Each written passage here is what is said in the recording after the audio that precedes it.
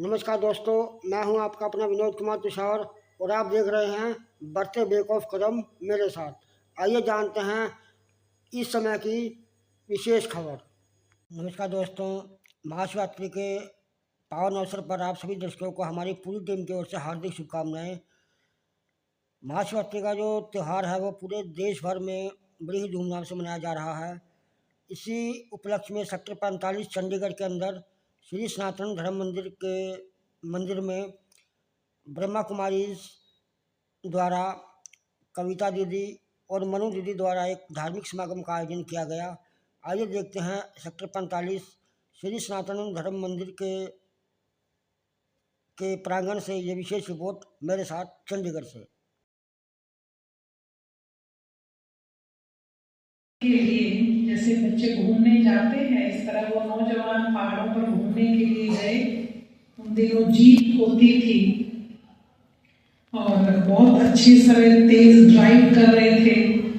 अब रात के समय कोई वहाँ लाइट्स तो होती नहीं है कि दूर तक सफर आपको करना है। शहर में तो लाइट्स हो सकती है, लेकिन एक शहर से दूसरे शहर में जाना है।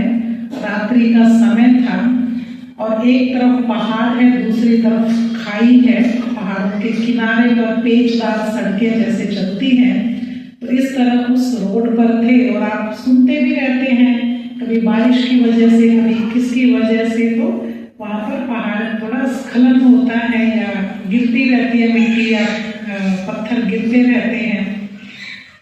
तो बड़ी खुशी से, उमंग से अपनी छुट्टियां बिताने के लिए जा रहे थे।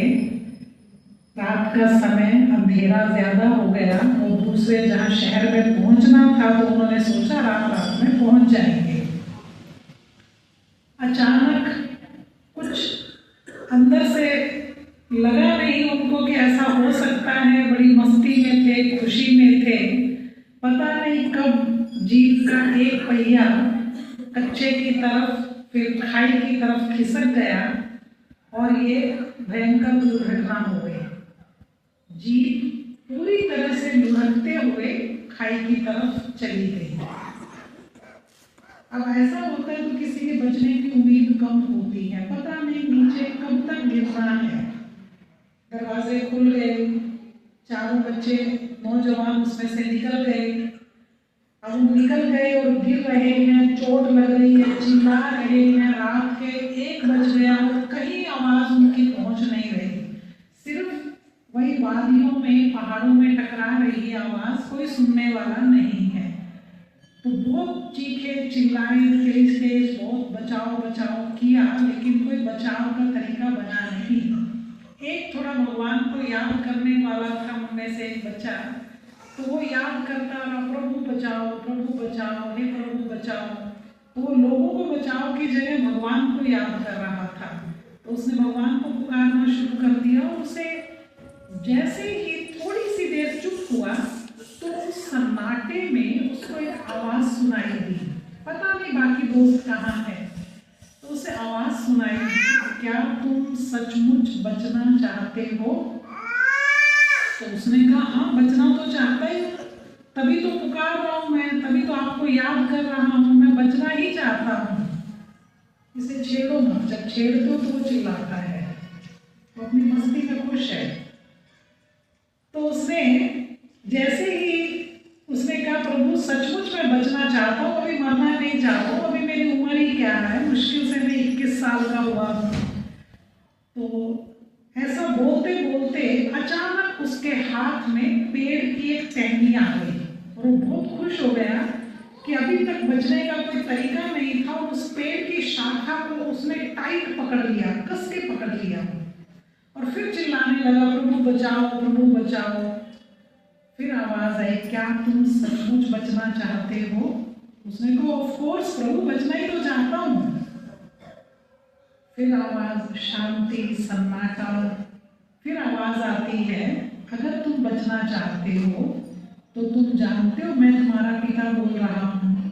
तो उसने कहा, इस बियाबान में, सन्नाटे में और कौन हो सकता है? मुझे पता है प्रभु आप ही बोल रहे हो, हे भगवान आप ही हो, आप ही बोल रहे हो, मेरे अंदर की आवाज है ये, मुझे मालूम है। तो फिर आवाज आती है, कि अगर तुम बचना चाहते हो तो इस पेड़ की शाखा को छोड़ दो, जो तुमने पकड़ी हुई है इस पेड़ की टहनी को छोड़ दो। खून निकल रहा था, बहुत जगह टकरा चुका था, कांटों में, पत्थरों में, कई जगह वो टकरा चुका था, खून बह रहा था और उसे आवाज आती है कि इस पेड़ की शाखा को छोड़ दो जो तुमने पकड़ी है। क्या किया होगा उसने? छोड़ दिया होगा। मतलब आप होते तो आप भी नहीं छोड़ते ना। कैसा भगवान है, एक शाखा ही पकड़ी है उसको भी छुड़वाना चाहता है।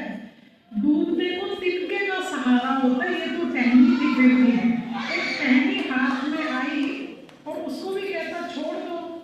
ये भगवान मानना चाहता है कि बचाना चाहता है? अभी कह रहा था मैं आपका हर कहना मानूंगा, मुझे पता है भगवान ही हो, और अब वो टहनी छोड़ने को तैयार नहीं था। सुबह कुछ गडरिए वहां से गुजरे, रोशनी होती है तो लोग अपने काम पे निकल ही आते हैं आसपास के छोटे छोटे गांव में। तो उन्होंने देखा कि उस पेड़ पर उसकी लाश लटक रही थी और जमीन उससे सिर्फ 1 फुट नीचे थी। तो भगवान की प्लानिंग थी, अगर वो उसे छोड़ देता आराम से जमीन पर बैठकर उसके वो 1-2 घंटे गुजर जाते और बच जाता, लेकिन उसने नहीं माना। कितनी बार ऐसा होता है, कितनी बार ऐसा होता है कि हम कहते भी हैं कि भगवान जो कर रहा है ठीक कर रहा है, भगवान की योजना नंबर 1 है, भगवान अगर हमें मौका दे रहा है सोचने का तो थोड़ा बैठकर सोच लें, भगवान अगर इस काम में देरी करवा रहा है तो इसमें कोई कारण है इसके पीछे। ये सब पता होते हुए भी वैसा मानते हैं क्या? करते तो नहीं वैसा।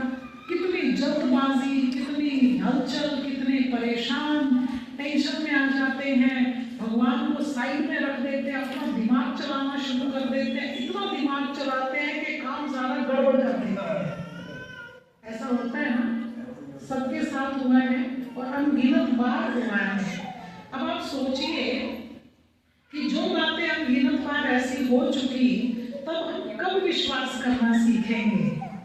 हम परमात्मा पिता पर दिल से निश्चय, दिल से विश्वास करके देखें तो हमें सारी बातें छोटी महसूस होने लग जाएंगी कि हम क्यों छोटी छोटी बात पर दुखी होते हैं, हलचल में आते